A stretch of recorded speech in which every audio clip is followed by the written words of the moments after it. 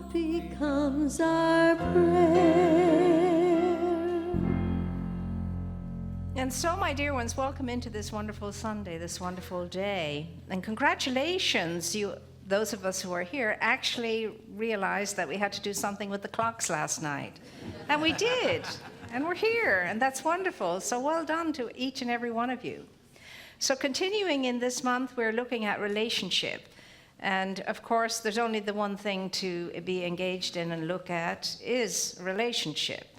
And today we're looking at it in relationship to the story that you are, the story that I am. Each one of us is as somebody would say, each one of us is a book to be read. But not really. Each one of us is a series of books, a series of which there wouldn't be enough libraries to hold the books that your life and my life, as an individualized expression of the one life, could fill. Your life and my life, yes, is a story. And it has to become for us a true story, not a myth, not a fable, but a true and real life story. And we're looking at that this week. We're beginning to look at that today. Now, we walk the road of life, we do indeed, alone together. The alone together is very important. The alone part is the understanding of myself as an individualized expression of spirit.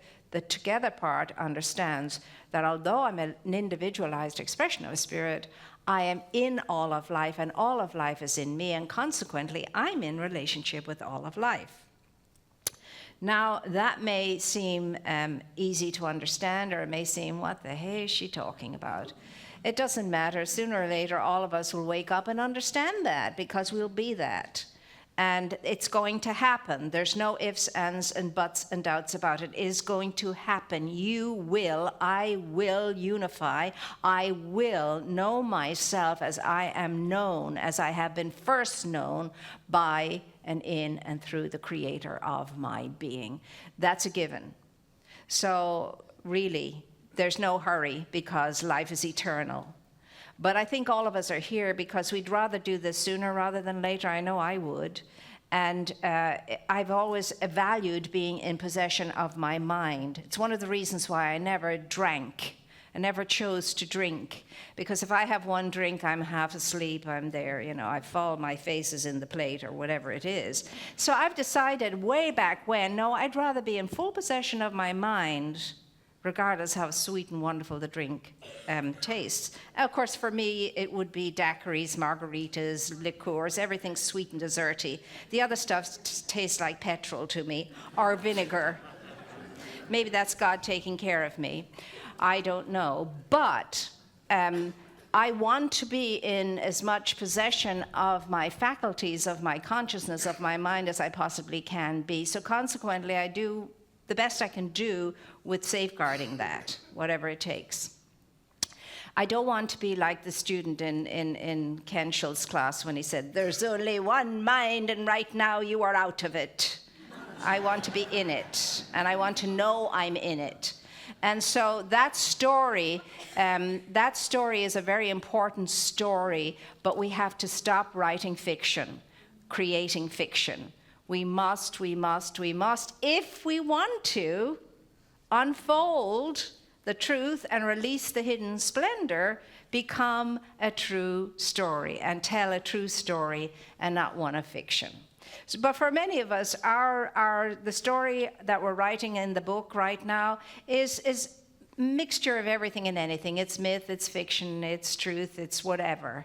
Chapters vary, chapters are different. But you and I want to be able to write more true story than false story. Now, the story of your life is influenced by so many, many, many things. Everybody thinks that genetics is the biggest influence in our lives. It's not. Environment is. This is what they're coming up with now at the moment. Environment is. It's nature, nurture. It's this and that. It's part this, part that. But environment plays a huge, huge part in the story that you're telling, in the story that I'm living. And the environment I'm talking about is the environment of your mind and the environment of your emotion, what that looks like. and how that plays out in your story. So Troward says that, yes, we're all walking the path of the story of our lives. We're all walking this path, this story of our lives. But he said, unfortunately, many of us are walking backwards too much of the time.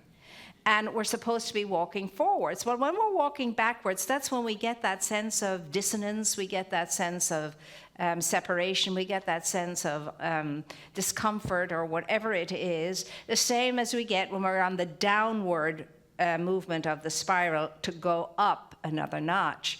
It doesn't matter, going down feels like you're going down. That kind of thing. And sometimes you get a sinking feeling when, have you ever gone to any of those amusement parks where you get on this thing and it just goes whoosh, right down. It doesn't give you any time, and it's a horrible feeling. Why anybody would pay to upset their stomach in that way is beyond me. I did it once, but I wouldn't do it again.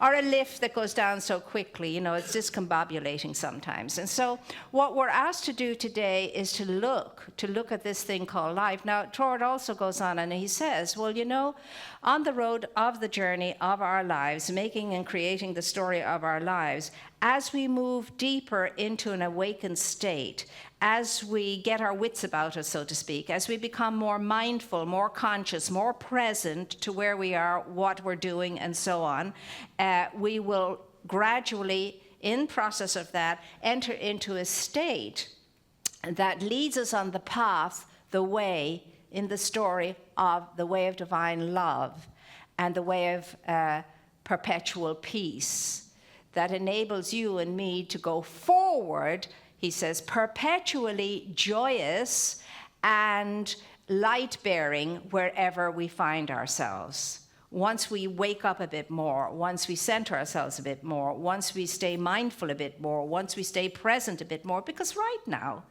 in this very room, sitting in those seats where you are, there's not much of a bother on you at all. You're not bothered about anything right this moment. You're in the present. You're awake, you're alert, you're tuned in as well as switched on. And so if we stayed in the present moment when there's no bogeyman waiting to get us and nothing waiting to gobble us up and devour us and all of the things that go bump in the night and so forth, we'd be doing much better with ourselves. But unfortunately, what happens is, on my way through my story, I get embroiled with your story and his story and their story and them's story over there. And I neglect my own. And I'm interfering with everybody else's. I just have to stay singularly focused on my own story unfolding. Why? Because I belong. I don't have to find out whether I belong or not. I do belong, and why I do belong is because there's no one else. There is no one else. There's only this. There's only the I am of me. There is no other me's. There's one. One is all there is. And so if I could understand that I am the one life living itself. Now that means that all of the individualized expressions of that one life is right here where I am, all of you, a part of me, and me a part of all of you. Like it or lump it, that's how it is. So there is only the one I am. There's only the one me, except there's no me at all. Now I know this is all a bit much on a morning, early in the morning on a Sunday to take in, and some of us might say, just let's sing Mary Had a Little Lamb or something. I'd make more sense of that. But in time, all of this will make perfect sense to you in your own way, in your journeying, in your own story, as you become and I become more and more available to revelation and truth. Intention is everything. I just want to know. I want to know. It's so important in the story of your life to know who you are, where you came from, and what your challenges are. Because if you don't know where you came from, what your challenges are, where you came from on a three-dimensional plane, as well as where you came from the eternal realm, and what your challenges are on the three-dimensional plane, you got to know that, and so do I, because as long as there any little bit of guilt and shame left in me, I am not going to be able to really become one with the truth of my being, because that guilt and that shame will just catch me and stop me and be the impediments along the way all of the time. And guilt and shame is something that each and every one of us have experienced or may still be experiencing. Guilt and shame. It is like the spiritual oxalis. You think you've dug it all up, and there it comes up again. It's very sturdy. It's very ferocious, this stuff. And so what is the difference between guilt and shame? There is a difference between guilt and shame. Did you know that? It's not the same thing. Okay, so if a person feels guilty about something, they're thinking, I have done something bad. If a person feels shamed about something, they're thinking, I am bad. There's a big, big difference between I feel I've done something bad and I feel I am bad. Big, big difference. We don't want to be feeling shame. Certainly not. We don't want to be feeling guilt either, but the guilt and the shame has to go. So if there's anything still in your life that shames you at the thought of it, makes you feel guilty at the thought of it, this week would be a great time, the holy season of Lent, as my mother would say. This would be a great, good time to look at that and see if once and for all we can dig up every last bit of that spiritual oxalis that's growing like a weed all the time, and that we have to keep pulling up or ignoring, as the case may be, until we're overcome by it all. So that's a very important thing for you and for me this week, to look at the shame, to look at the guilt factors and see where we are with all of that, because they stop us and they block us, and there's no way I can know how to take my mind off my problem and put my mind on good, put my mind on the godliness of myself, if all of the time simmering underneath like a low-grade infection is guilt and shame, guilt and shame, guilt and shame. Time to come to terms with all of that in the story of your life and in the story of mine. Because the only guilt and shame that I feel is because I have self-imposed it. Now, I may have thought it has come at me from the outside, but really and truly, when I say self-imposed, I mean when it has come at me from the outside, I have agreed with it. I've said, yes, I'm guilty. Yes, I should be ashamed. How many times do you hear parents say to children, you should be ashamed of yourself? You hear it a lot in Catholic school, that's for sure. From the time you're knee-high to a grasshopper, you should be ashamed of yourself, child. You know, what will Holy God think of you? And so when it comes to what will Holy God think of you, what are the fables, what are the untruths of your story have you had imposed upon you or imposed upon yourself? What are those? Holy God will not be pleased with you. Boys and girls, oh, a good and a brave boy never cries. A good and a ladylike girl never whistles. Never understood that one. Little children should be seen and not heard. Little children should be seen and not heard. No, I don't think so. No, I don't think so.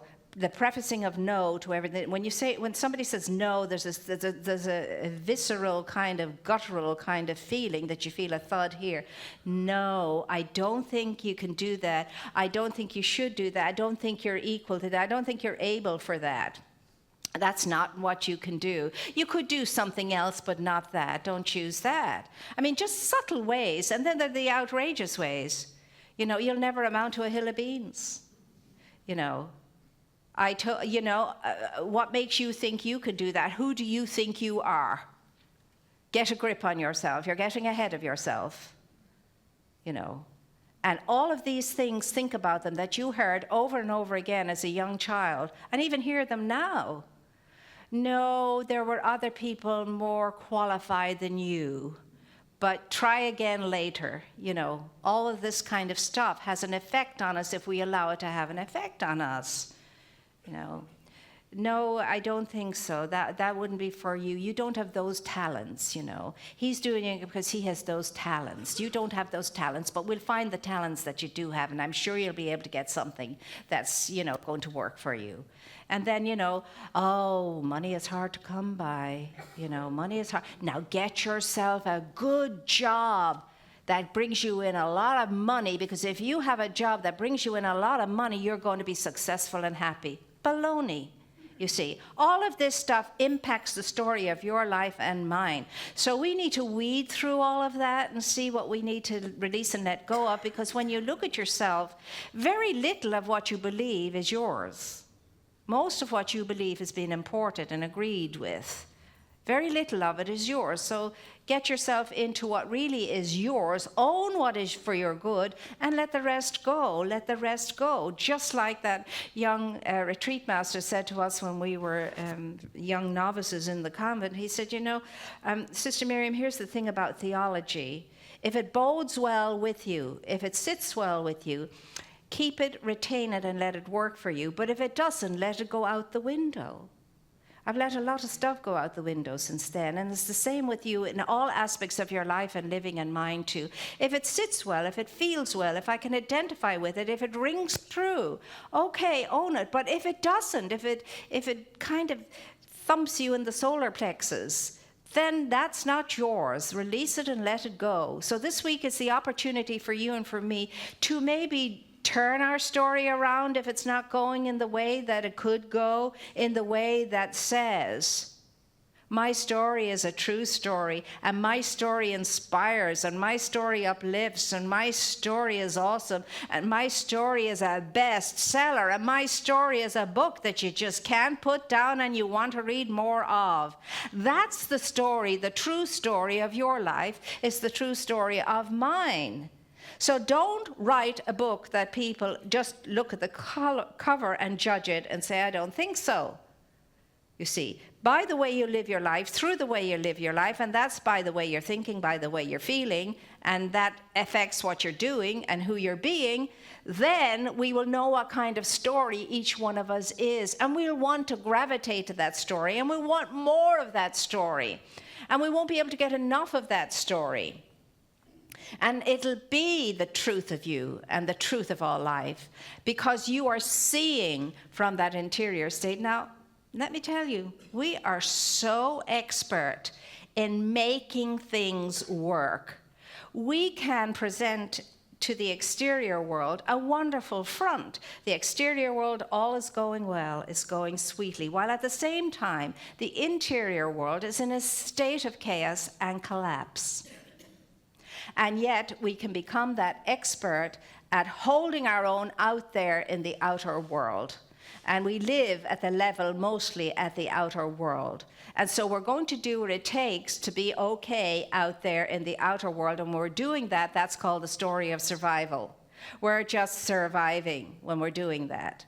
So if there's anyone in this room right now looking good out there on the outside of life, but inside, everything seems to be chaotic and collapsing. Well done, you're on track. You're on track. This is how change occurs, and this is how change happens. This is what's happening in all of the world at the moment. Out there, it seems like chaos, and it seems like it's all collapsing. But on the inside of that, underneath that, in the graced presence of that, something is coming together and coalescing for a great good breakthrough into a raised up experience of what life and living is. So it's not to be perturbed by the chaos that's going on or the collapse that seems to be going on inside.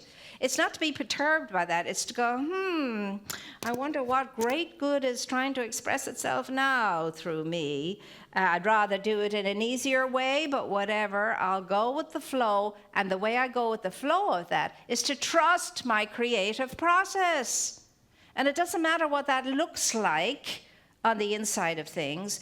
It doesn't matter if out in the world everything seems to be right and I go home at night, go into my room and bawl, cry, scream, shout, howl at the moon, whatever that is. Whatever that is, it's part of the human divine story that's unfolding by means of you, and not to be afraid of it.